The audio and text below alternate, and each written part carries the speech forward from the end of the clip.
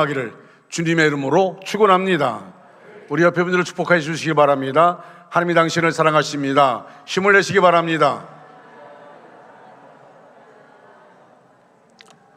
우리 축복송 부르겠습니다.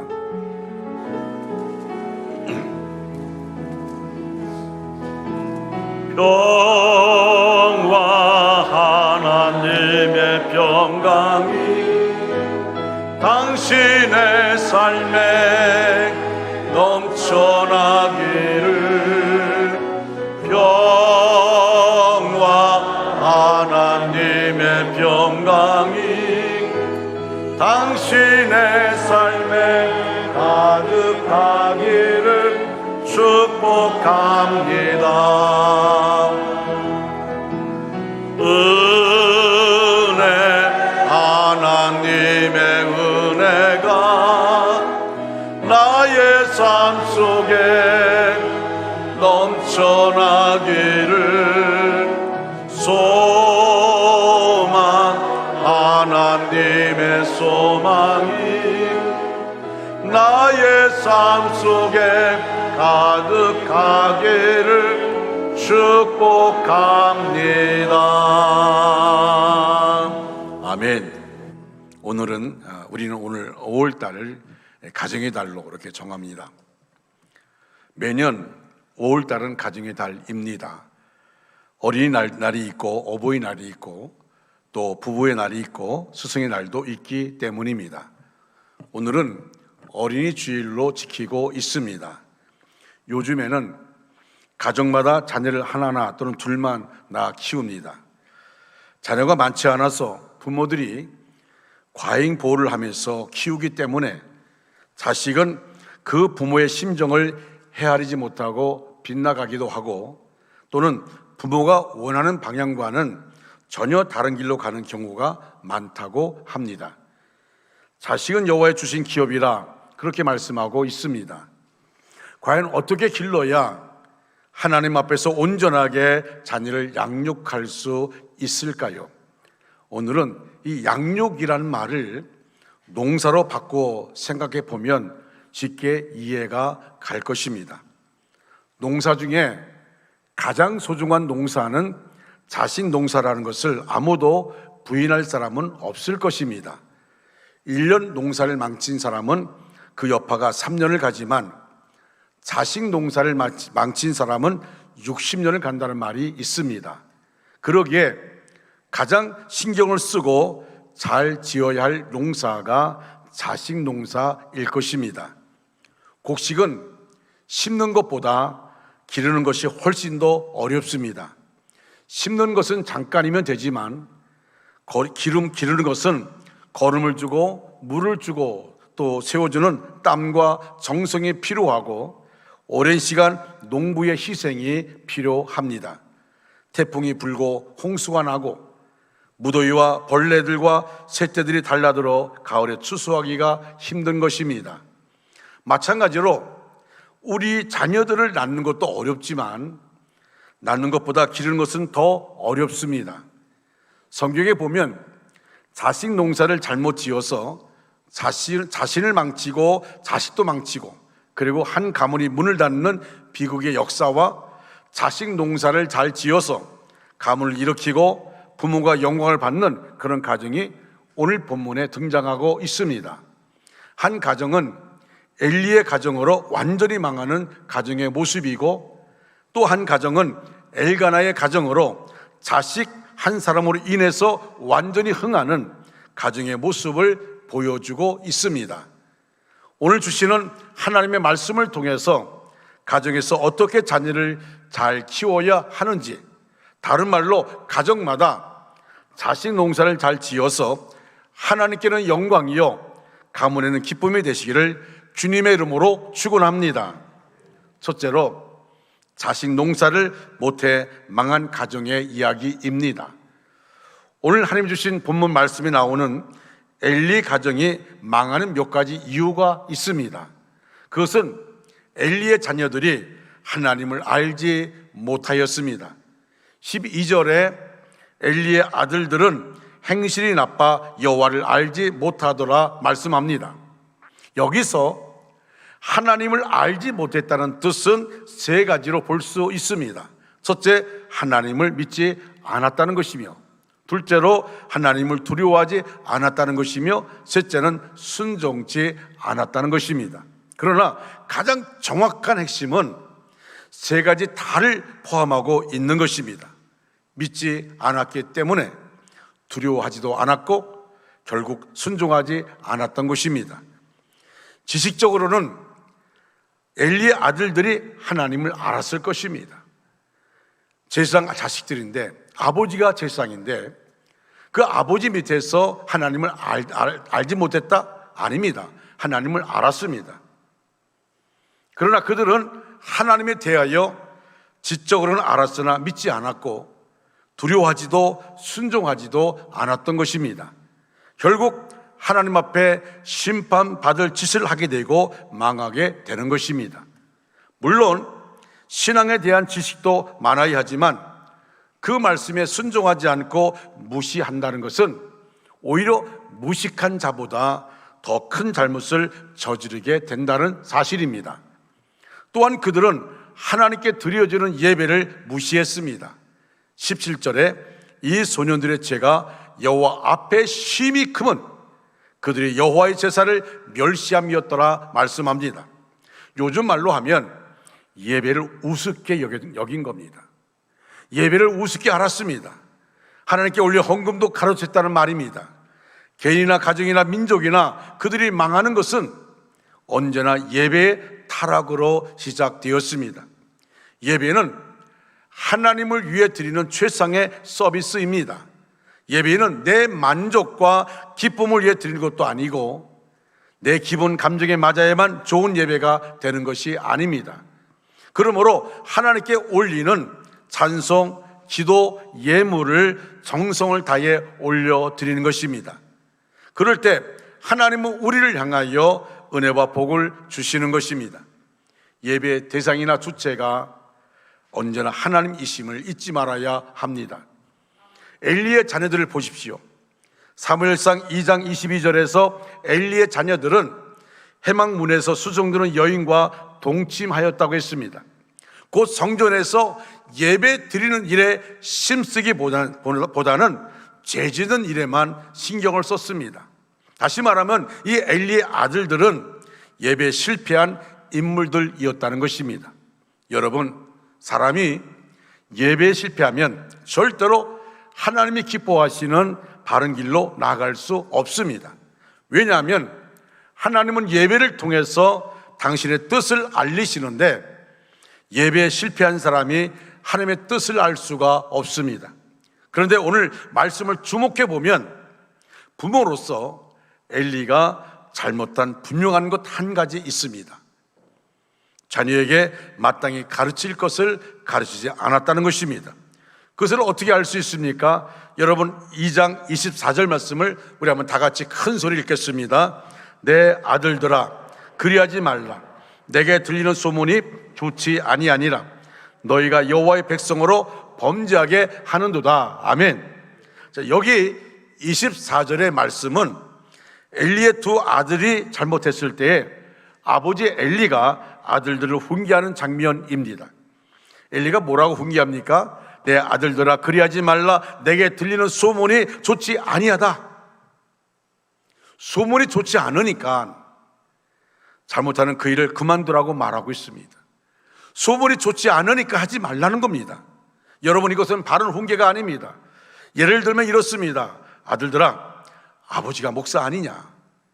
그런데 너희들이 교회에서 그런 일을 해야 하겠니? 지금 교회 안에서 들리는 소문이 좋지 않아. 그러니까 그런 행동 하지 마. 이거와 같습니다. 다시 말해서 엘리는 자녀들에게 신앙생활의 본질을 가르치지 않습니다. 예배에 실패하는 것은 인생 전부에 실패하는 것인데 그 본질을 가르치는 것이 아니라 사람들에게 들려오는 소문이 좋지 않다고 가르쳤습니다. 소문이 좋지 않으니까 하지 말라는 겁니다. 결국 이런 아버지의 훈계를 그 아들들은 듣지 않습니다. 무시해버립니다. 여러분, 자녀들에게 가르쳐야 합니다. 부지런히 가르쳐야 합니다. 그래야 우리의 자녀들이 바로 설 수 있습니다. 곽선희 목사님이 일본에 갔을 때 한 교회를 방문하고 일본 목사님을 만나서 선교비를 가지고 와서 그 선교비를 전달하기 위해서 갔는데, 일본 목사님 가정에 아들이 셋이 있는데 이 아들 셋이 다 엉망이에요. 예배를 안 드립니다. 그리고 행실이 엉망이에요. 그래서 마음이 아픈데, 근데 일본 목사님 보니까 마음이 아픈 것 같지가 않아요. 그래서 일본 목사님에게 이렇게 물었답니다. 목사님, 어떻게 목사님은 그 자녀들이 이렇게 교회 안 나오는데 마음이 안 아프십니까? 라고 물었더니 일본 목사님이 이렇게 말하는 겁니다. 그거요, 종교는 자유인데요, 얘들에게 내가 왜 예수를 믿으라고 가르칩니까? 충격을 받았어요. 충격을 받아서 전달하려던 선교비를 그냥 가지고 왔답니다. 그 며칠 같이 있기로 했는데 도저히 그 얼굴 보기 싫어서 그래서 빨리 나오게 되었다는 겁니다. 얼마나 충격이 큰지. 여러분, 목사가 복음을 전하는 것 아닙니까? 예수 믿으라고 말하는 것 아닙니까? 근데 어떻게 자기 자녀들에게 종교는 자유다, 내가 왜 그들에게 예수를 전해야 되느냐? 끝난 건 아닙니까? 끝난 것 아니에요. 여러분, 가르쳐야 합니다. 저절로 되는 것이 아닙니다. 여러분, 우리가 우리 자녀를 바라볼 때에 언젠가는 예수 믿겠지라고 생각합니다. 아닙니다. 그렇지 않습니다. 이건 철저한 것입니다. 무엇과 바꿀 수 없는, 무엇과 비교할 수 없는 것입니다. 여러분, 내버려 두면 죄악이 가까워집니다. 부지런히 자녀들에게, 그리고 자녀의 친구에게까지 내가 만난 하나님을 가르쳐야 합니다. 여러분, 내 자녀의 친구들까지도 관심을 가져야 되는 거예요. 내 자녀의 친구들이 어떤 친구들인가? 그래서 그들에게 예수의 복음을 전해야 하는 것입니다. 여러분, 우리 자녀들이 다 커서 훈계와 책망이 어렵기 전에 어려서부터 하나님을 경외하는 자녀로, 주의 사명을 위해 살아가는 자녀로 양육시키는 그런 부모님들이 되어야 합니다. 어릴 때부터 철저하게 하는 것입니다. 어릴 때부터 철저하게. 무엇보다도 가정에서 부모가 먼저 신앙의 본을 잘 보이고 결심과 실천이 늘 있기를 바랍니다. 자녀들을 위해서 놀이공원 가고 박물관 가고 여러 곳 구경시켜주는 것, 그런 교육하는 것 좋지만 자녀들을 데리고 교회 나와야 됩니다. 그리고 그 교회 나와서 교회 학교에 보내야 합니다. 특히 코로나19 상황에서 더욱더 신앙으로 인도해야 합니다. 영적인 자녀로 만들어야지 육적인 자녀로만 만들어가는, 그렇게 되면은 정말 그들이 주 앞에 나올 수가 없는 겁니다. 영원한 천국 들어가지 못합니다. 지옥 갈 수밖에 없습니다. 여러분, 우리는 자식이 아프면 밤을 새워 간호합니다.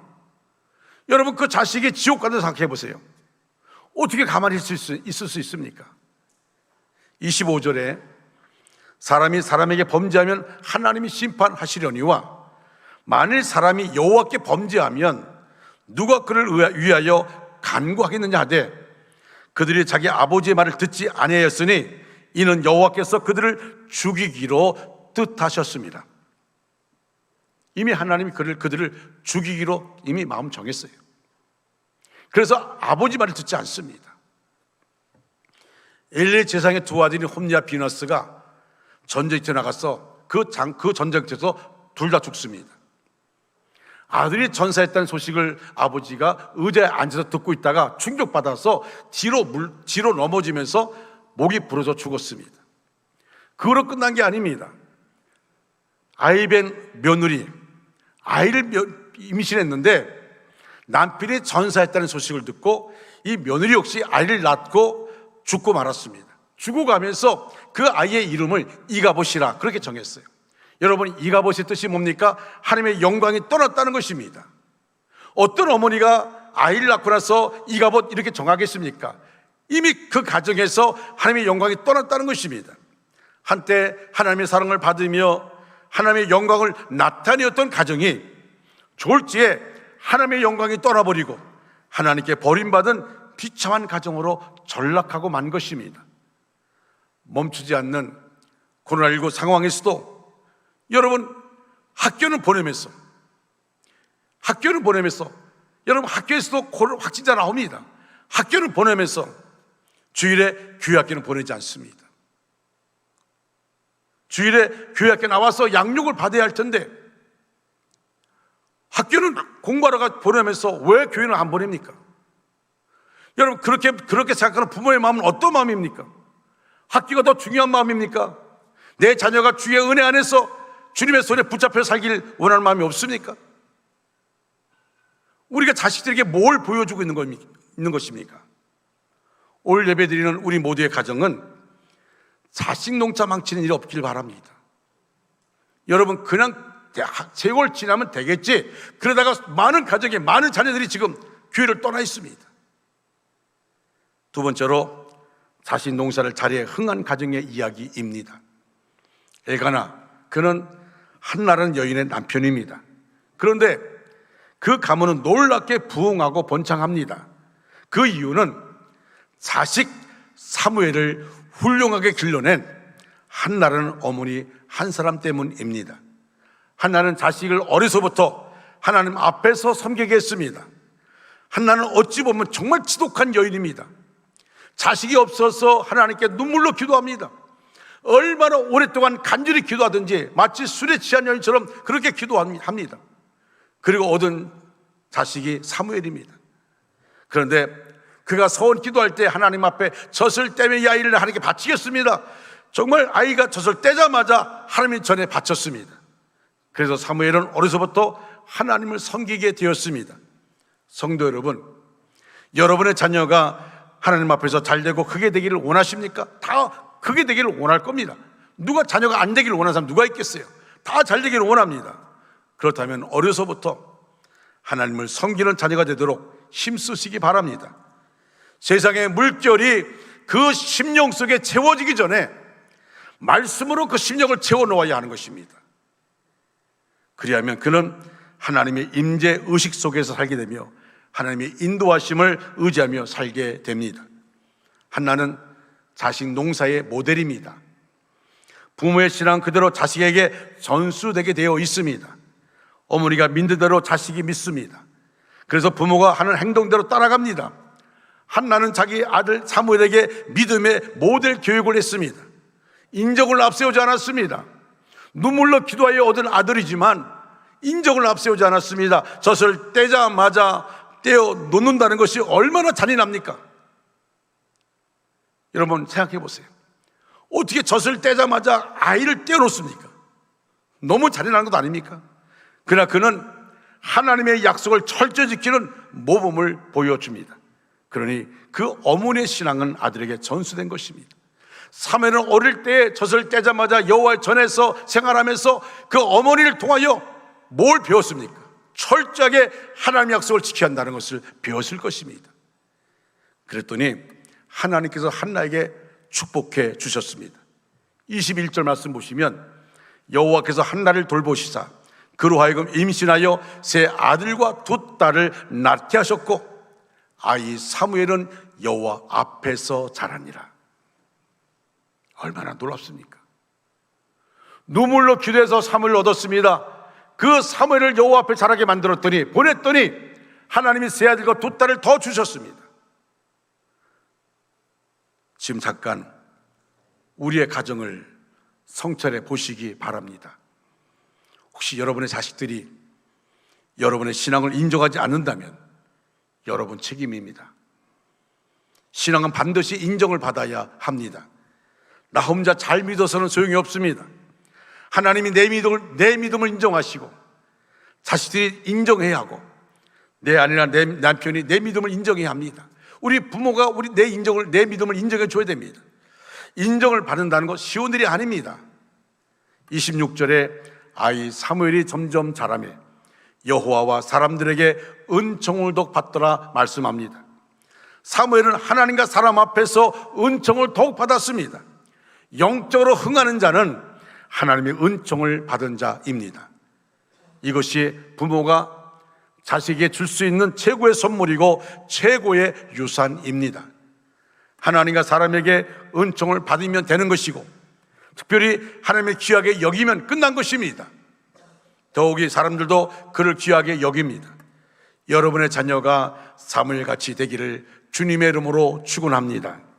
세 번째로 자식 농사를 잘 짓는 비결입니다. 여러분 잠언 22장 26절 말씀을 다 같이 한번 큰 소리 읽겠습니다. 시작. 마땅히 행할 길을 아이에게 가르치라. 그리하면 늙어도 그것을 떠나지 아니하리라. 다시 한번 합니다. 시작. 마땅히 그리하면 늙어도 그것을 떠나지 아니하리라. 아멘. 이 말씀에 마땅히 행할 길이란 무엇입니까? 예배입니다. 자녀를 가르치되 어렸을 적부터 가르쳐야 하고, 가르치되 하나님을 섬기기, 다시 말하면 예배를 가르쳐야 합니다. 한나가 사무엘에게 무엇을 가르쳤습니까? 여호와 하나님 섬기는 것을 가르쳤습니다. 18절에 여호와 앞에서 섬겼다라고 했습니다. 이 말은 예배 드렸다는 말입니다. 그렇습니다. 한나는 사무엘에게 예배를 가르쳤습니다. 자녀들에게 가장 먼저 가르쳐야 할 최우선 순위는 예배입니다. 우리 교회 아이들을 데리고 예배 시간마다 참여하는 분들이 있습니다. 또 자녀들과 함께 예배 봉사하는 분들도 있습니다. 이건 매우 중요한 일입니다. 하나님이 기뻐하시는 일입니다. 저는 그런 가정이 더욱더 많아지길 간절히 원합니다. 사무엘상 2장 21절에서 보듯이 아이 사무엘은 여호와 앞에서 자라났습니다. 곧 아이 때부터 철저히 예배드리는 아이로 자랐다는 것입니다. 그랬더니 사무엘상 2장 26절에 보니까 여호와와 사람들에게 은총을 더욱 받았다고 말씀합니다. 하나님께 인정받고 사람에게도 인정받는 인물이 되었다는 것입니다. 예배에 성공하는 자녀는 하나님께도 인정받고 사람에게도 인정받게 되어 있습니다. 1924년 올림픽 경기가 프랑스 파리에서 열렸습니다. 캠브리지 대학에 다니던 에릭 리델은 영국 국민들의 기대를 한몸에 받고 100m 육상 대표 선수로 선발되었습니다. 그는 올림픽에 참가하기 위해서 여러 달 동안 맹훈련을 했습니다. 또 많은 경기에 나가서 늘 1등을 했습니다. 그래서 이번 올림픽의 100m 경기의 우승자는 금메달 딸 사람은 에릭 리델이라고 그렇게 많은 사람이 얘기했습니다. 스포츠 기자들도 그가 당연히 1등을 할 것이다 그렇게 생각했습니다. 그런데 경기 일정이 발표되었을 때에 큰 문제가 생겼습니다. 주일날 경기가 있었던 것입니다. 조국과 자신의 명예를 위해서는 경기에 뛰어야 하지만 신앙인의 양심으로는 도저히 주일에 뛰는 것이 허락되지 않았습니다. 에릭은 조용한 장소를 찾아서 기도로 시간을 보냈습니다. 에릭이 일어섰을 때, 기도하고 일어섰을 때에 그의 얼굴은 무언가 굳게 결심한 듯 보였습니다. 주일에 운동장을 달리는 것이 결코 하나님을 기쁘시게 하는 것이 되지 못한다고 믿었던 그는 경기를 포기하기로 결심한 것입니다. 그가 출전할 수 없다는 소식은 신문의 일면을 장식했고 모든 신문들은 그를 나를 욕되게 하는 매국노라고 그렇게 신랄하게 비난했습니다. 영국팀의 총감독도 말도 안 된다며 소리를 질렀습니다. 에릭은 차분한 목소리로 대답했습니다. 주일에는 달릴 수 없습니다. 저는 제 조국 영국을 사랑하지만 우리 주님을 더욱 사랑합니다. 스코틀랜드 올림픽위원회는 조국을 위한 희생은 의로운 행동이며 희생 없는 충절은 가치 없는 것이라고 그를 비난했습니다. 그러자 에릭은 타협은 악마의 언어라며 끝까지 출전을 거부하였습니다. 유명했던 영웅은 이제 천덕꾸리 신세가 되었고 린델의 팬들도 크게 실망하여 바보라고 욕했지만 그의 마음은 자기 명예보다 하나님을 선택했다는 기쁨으로 가득했습니다. 그런데 에릭이 우연히 게시판을 보다가 400m 경주가 일요일이 아닌 다른 날에 열리는 것을 발견했습니다. 마침 400m 경주자 선수가 부상을 당했습니다. 그래서 400m는 이 단거리 선수로서는 할 수가 없습니다. 제가 중학교 때 100m를 뛰기로 돼 있는데 그 책자에 보니까 100m 내 이름이 없어요. 또 코치를 갔더니 뭐 이상하다 그러더니 400m 내 이름이 있어요. 나는 100m밖에 연습을 안 했습니다. 400m를 하려면은 뭐 100m까지 어떻게 뛰고 뭐 뛰는 것이 있는데 나는 그걸 해보질 않았어요. 그리고 400m 경기에 나갔습니다. 제가 300m까지는 1등으로 갔습니다. 근데 예선 탈락했어요. 300m 지나니까요 도저히 못 뛰겠더라고요. 300m까지를 100m처럼 뛰었으니 오죽하겠습니까? 여러분, 그러니 이 에릭이 400m를 뛴다는 것은 이건 도저히 납득할 수 없는 겁니다. 할 수가 없는 거예요. 그런데 에릭이 하도 간청하니까 감독이 그 말을 들어줬습니다. 지금까지 관례상 없었던 일이었지만 감독이 허락했습니다. 에릭은 모든 예선 경기를 통과했고 마침내 준결승전을 치렀고 드디어 결승전에 임하게 되었습니다. 경기가 시작되기 전 그의 팀 마사지 담당자가 에릭에게 종이 쪽지를 건네주었습니다. 경기에 나가기 전에 그 종이 쪽지를 받아서 열어보니까 사무엘상 2장 30절, 나를 존중히 여기는 자를 내가 존중히 여기고, 나를 존중히 여기는 자를 내가 존중히 여기고, 하나님 말씀이 거기에 기록되어 있었습니다. 에릭은 결승전에 달릴 때에 이 말씀과 함께 달렸습니다. 드디어 출발을 알리는 신호탄이 울렸고 에릭은 달렸습니다. 사람들은 그날 에릭의 달리는 모습이 불의 전차가 달리는 것처럼 무시무시했다고 말합니다. 그래서 여러분, 불의 전차라는 영화가 나오지 않았습니까? 마침내 에릭은 금메달을 획득했고 그가 달성한 세계 신기록 47.6초는 16년 동안 깨지지 않았습니다. 400m의 세계 신기록을 세운 것입니다. 그는 이렇게, 기자에게 이렇게 말합니다. 200m까지는 내가 달렸습니다. 그러나 나머지 200m는 주님이 달렸습니다. 에릭을 잘 아는 한 사람이 이렇게 글을 썼습니다. 에릭이 뜻하지 않게 400m 경주에서 금메달을 획득했을 때에 그의 나라와 그의 신앙과 그의 나라는 그의 신앙과 그의 믿음 아래 무릎을 꿇었다고 했습니다. 매국노로 말하던 그들이 주의를 지키고 예배를 중요시 여기던 에릭에게 무릎 꿇게 되었다는 것입니다. 에릭은 대학을 마친 후에 자신의 모든 부와 명예를 버리고 중국 성사로 파송되어서 평생 주님의 일을 하다가 세상을 떠났습니다. 우리 믿는 사람들이 제대로 신앙생활하고 제대로 주를 섬기면 마침내 세상 사람들도 인정하는 날이 오게 될 줄 믿습니다. 사랑하는 성도 여러분, 오늘날 우리의 신앙이 얼마나 무뎌졌습니까? 우리가 자녀를 바라본 우리의 신앙이 얼마나 무뎌졌습니까? 사랑하는 성도 여러분, 우리가 일상을 살면서 중요한 일이 많습니다. 대학 입시를 앞둔 학생들에게는 공부한 일이 중요합니다. 직장에 중요한 일들이 있을 수도 있습니다. 나의 진급과 승진이나 업무에 그리고 내가 하는 사업에 여러 가지 중요한 일이 있을 수 있습니다. 그러나 하나님을 존중히 여기는 사람은 하나님 앞에 예배드리는 그 시간을 귀하게 여깁니다. 30절에서 나를 존중히 여기는 자를 내가 존중히 여기고 나를 멸시하는 자를 내가 경멸하리라 하나님 말씀하여 주셨습니다. 하나님을 존중히 여기면 하나님은 이런 사람의 생애를 책임져 주시고 존중히 여겨 주신다는 사실을 믿으시기 바랍니다. 형식적으로 기도하고 억지로 교회 다니고 하나님을 우습게 알면 그 자식도 지금은 몰라도 언젠가는 하나님을 정히 여기고 순종하지 않습니다.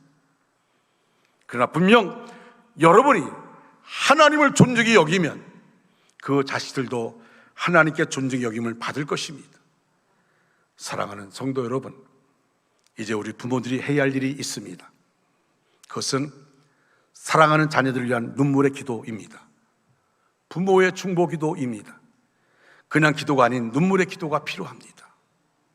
저도 자식을 위해서 눈물로 기도했던 순간들이 있었습니다.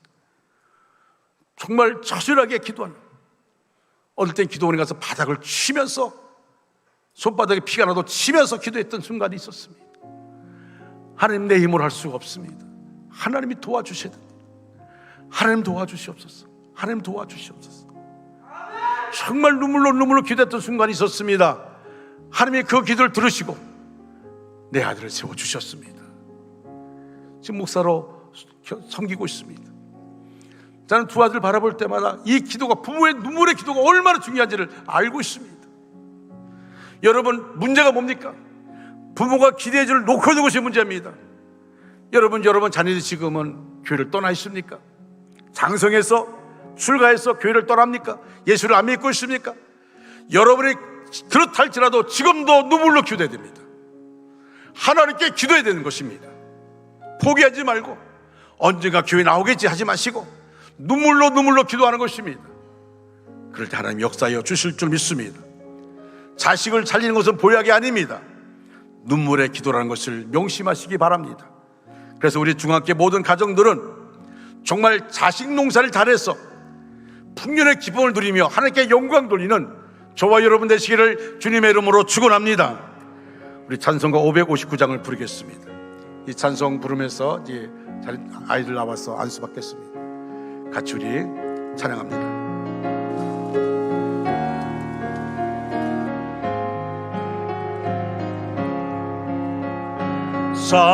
사철의 봄바람 불어리고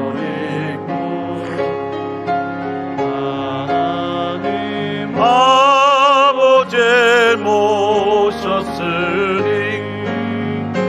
늙음의 반석도 든든하나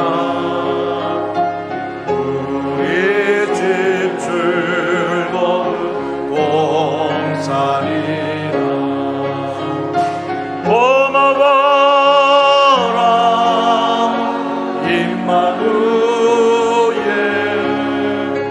예수만 성이 우리 집 고마워라 임마누엘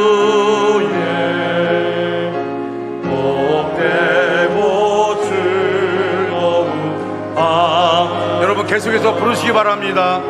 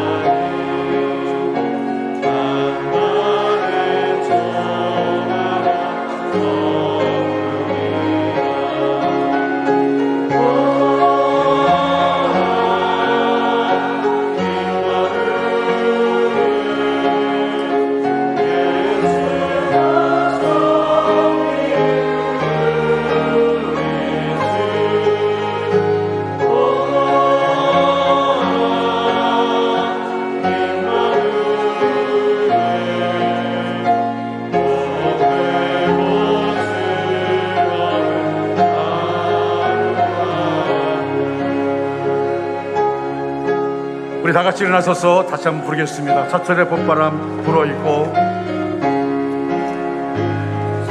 사철의 봄바람 불어있고 하나님 아버지 모셨으니 하나님 아버지 모셨으니 믿음의 반석도 든든하다.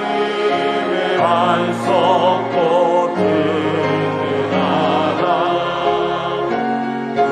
우리 집 즐거운 동산이라. 고마워라 임마누엘.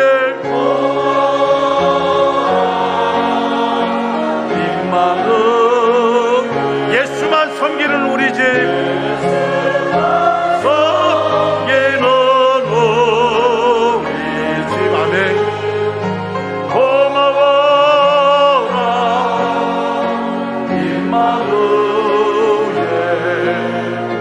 봄되고 즐거운 하루와 어버이 우리를 보이시고 어버이 우리를 동기들 사랑에 뭉쳐있고 동기들 사랑에 뭉쳐있고 기쁨과 서름도 같이 하니 서름도 같이 한간의 초가도 천국이라면 한간에 조가도 천국이라.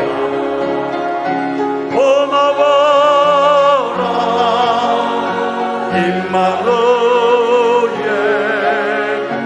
예수만 섬기는 우리 집 아멘. 고마워라 임마누엘 봄되고 즐거운 하루와 아침과 저녁에 수고하여